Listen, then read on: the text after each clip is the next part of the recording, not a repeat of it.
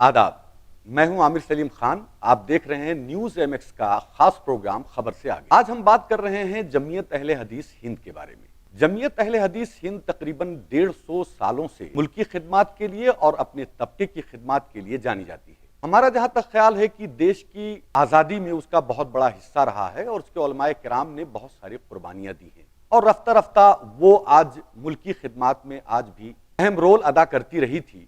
लेकिन गुज़श्ता चंद बरसों से कुछ ऐसे लोगों का उस जमीयत पे कब्जा हो चुका है, बल्कि यूं कहा जाए कि चंद लोगों का, एक गिरोह का उस पे कब्जा हो गया है जो उसे उसके असल कॉज से हटाते जा रहे हैं। देखा यह जा रहा है कि अगर लोग, खास तौर से जमीयत अहले हदीस हिंद के उलमाए किराम, उसके जिम्मेदारान जमीयत अहले हदीस हिंद को अच्छी सिमत में ले जाने की कोशिश कर रहे हैं या उस गिरोह से उसको नजात दिलाने की कोशिश कर रहे हैं, तो उन्हें मायूसी का सामना करना पड़ता है। हमारे सामने कम से कम 3 बार ऐसा हो चुका है और हमने देखा है कि बहुत सारे इंतखाबात आए, चाहे वो सूबाई या मरकजी सतह के इंतखाबात आए। सेंट्रल में जब इंतखाबात हुए तो एक फर्द वाहिद है जिसने जमीयत पे इस कदर अपना चंगुल जमाया हुआ है कि ऐन इंतखाबात के दौरान जमहूरी अमल को बिल्कुल मलियामेट करते हुए यहां तक देखा गया कि जिस वक्त की इंतखाबात हो रहे हों, लोग अपनी हक़ रायदही का इस्तेमाल कर रहे हों, उस दौरान बहुत सारे गुंडों को वहां बिठा करके और लोगों को, खास तौर से शरीफ उलमाए किराम को डराया गया। जमीयत अहले हदीस में ये सूरत हाल देखते हुए हमारे उलमाए किराम को फिक्र हुई और उन्होंने एक बेड़ा उठाया कि क्यों ना, अगर जमीयत अहले हदीस मौजूदा दौर में अपने असल कॉज से हट गई है तो उसको असल कॉज पे लाया जाए।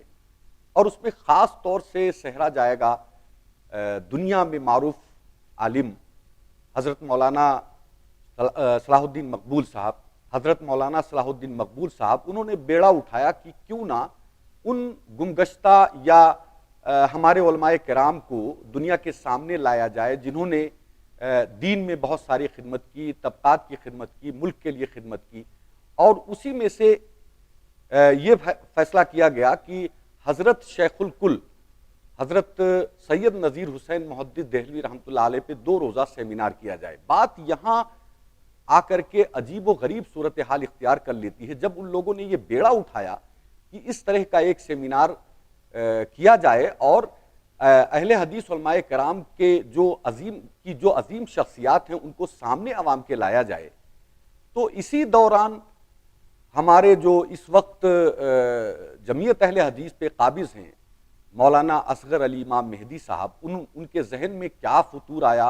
उन्होंने एक बहुत बड़ा सा, और देश के बहुत सारे अखबारों में, कीमती अखबारों में जो इश्तिहारात जा सकते हैं उसमें जो है इश्तिहार दे करके उस प्रोग्राम को सबूताज करने की कोशिश की और उस प्रोग्राम को ख़राब करने की कोशिश के तौर पर उन्होंने जमीयत अहले हदीस का पैसा जो है उन इश्तिहारों पर लगाया और बुरी तरीके से अल्फाज उसमें इस्तेमाल किए गए और ये बताया गया कि वो कोई प्रोग्राम जमीयत का नहीं हो रहा है, जबकि देखा यह जाए तो वो लोग जमीयत का ही एक प्रोग्राम कर रहे हैं और जमीयत अहले हदीस हिंद की नशोनुमा ही को वो आगे बढ़ा रहे हैं और उसका कॉज ही आगे बढ़ा रहे हैं। इस अहम मौजू पर बात करने के लिए 2 खास मेहमान हमारे इस प्रोग्राम में आज मौजूद हैं, हम इनसे बात करेंगे।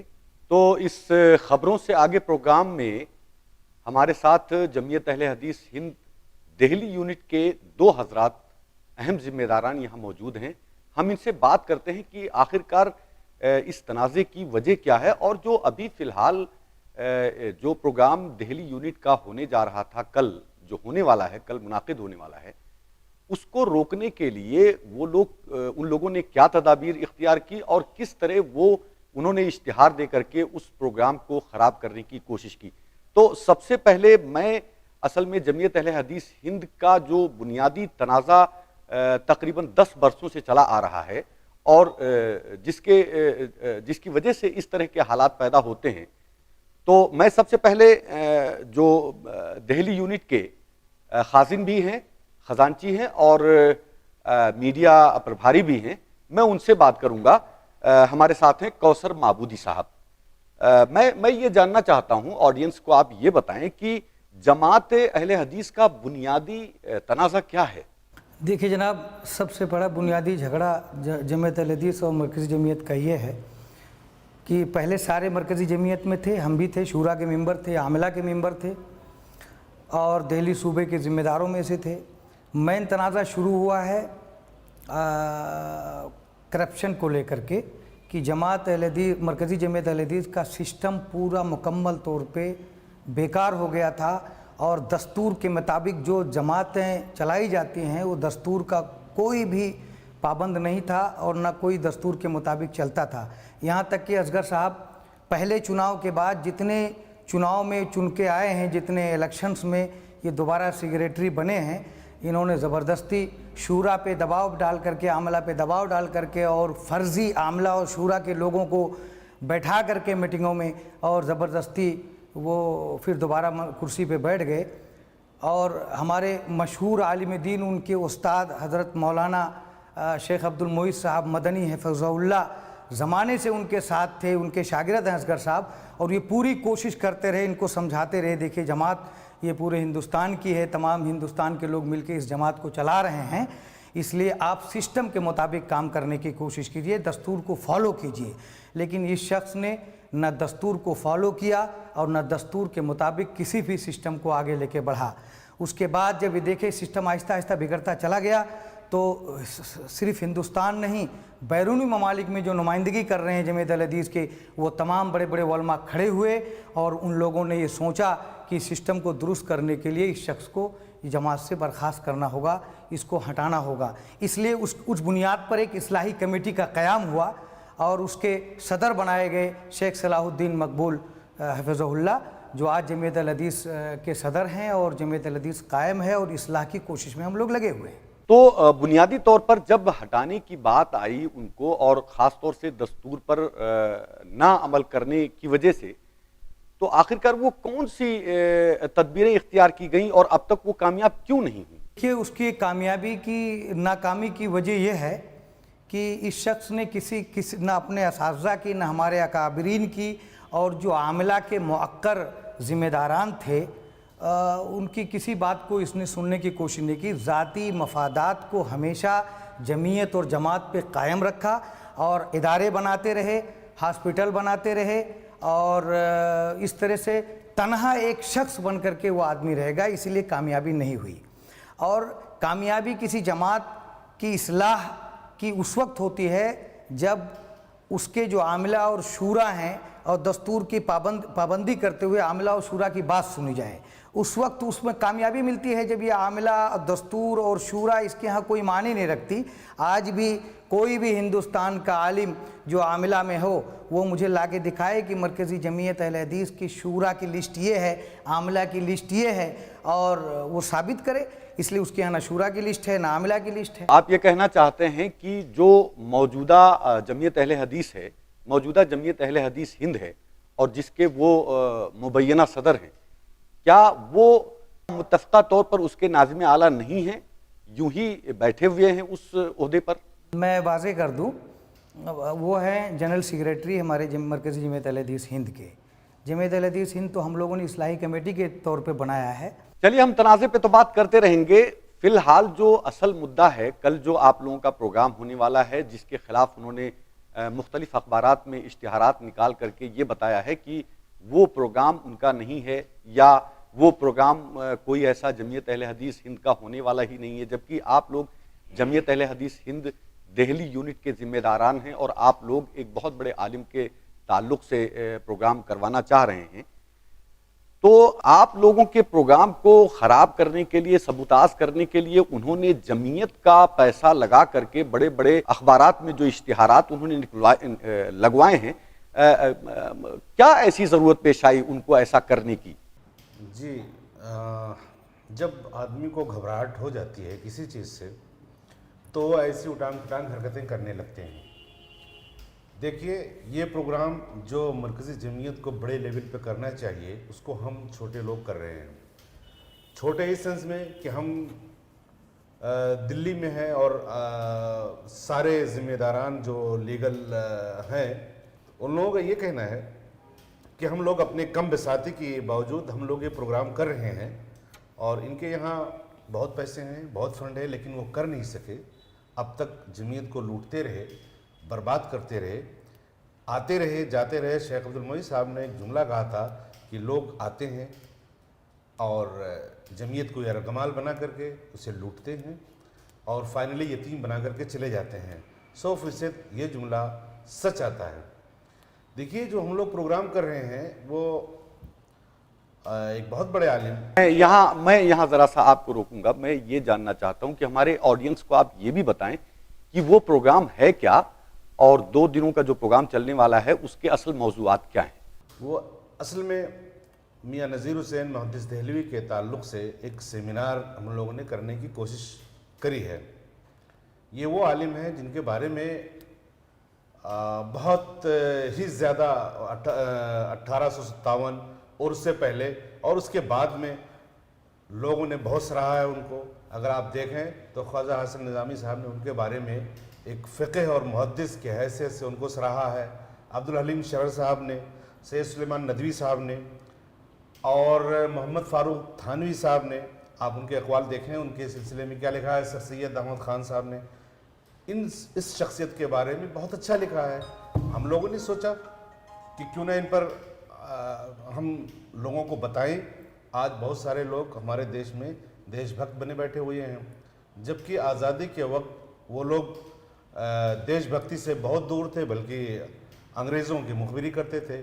ہمارے مولانا سید نذیر احمد صاحب نے فتویٰ جاری کیا تھا، اور فتوے میں سب سے پہلے سب سے اوپر دستخط کرنے والا میں وہ تھا کہ انگریزوں کے خلاف جہاد کیا جائے، وقت آ چکا ہے، اور ہم لوگوں نے ویسا کیا۔ اور یہی وجہ ہے کہ اپنے زمانے کے سب سے بڑے عالم، آپ تاریخ اٹھا کر دیکھیں گے تو آپ کو ملے گا کہ اپنے زمانے کے سب سے بڑے عالم، سب سے بڑے مفسر، سب سے بڑے فقیہ تھے وہ۔ اور اگر ہم اس پر کرتے ہیں، کوئی سیمینار کرنا چاہتے ہیں، تو روکنے کا تو کوئی مناسب وجہ تو نظر نہیں آتی ہے۔ صرف اپنی شرمندگی کو مٹانے کے لیے ایسا کیا جا سکتا ہے، اور کوئی راستہ نہیں، کیونکہ وہ سب کے عالم ہیں، ہمارے نہیں، ان کے بھی ہیں، اور بلکہ پورے ہندوستان کے عالم ہیں۔ اور آپ اندازہ لگائیے کہ ان دنوں ان کا مسجد درس دہلی میں لگتا تھا، اور ملک کے کونے کونے سے لوگ آتے تھے اور فیض یاب ہوتے تھے۔ آپ یہ کہنا چاہ رہے ہیں کہ حضرت شیخ الکل حضرت مولانا سید نذیر حسین محدث دہلوی رحمۃ اللہ علیہ کی حیات و خدمات پر یہ آپ کا سیمینار ہونے جا رہا ہے۔ یہ دہلی میں کہاں آپ کرنے جا رہے ہیں؟ یہ ایوان غالب میں انشاءاللہ ہوگا، پرمیشن لے رکھی ہے، بک کرا ہوا ہے۔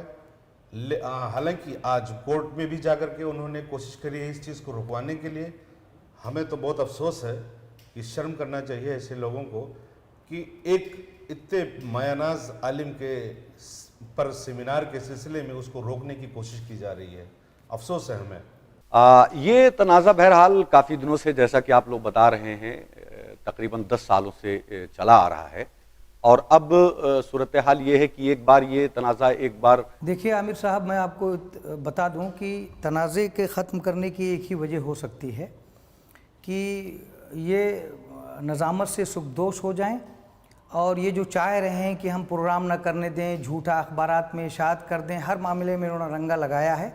تنازع ختم کرنے کی ایک ہی صورت ہے، جیسے ہماری اصلاحی کمیٹی بنی ہوئی ہے جمعیت اہل حدیث ہند کے نام سے، ہم لوگ پورے ہندوستان میں دورہ کر کے لوگوں کو روشناس کرا رہے ہیں کہ اس آدمی نے جمعیت کو کرپٹ بنا دیا ہے اور جمعیت کے سسٹم کو بگاڑ دیا ہے، دستور کو فالو نہیں کر رہا ہے۔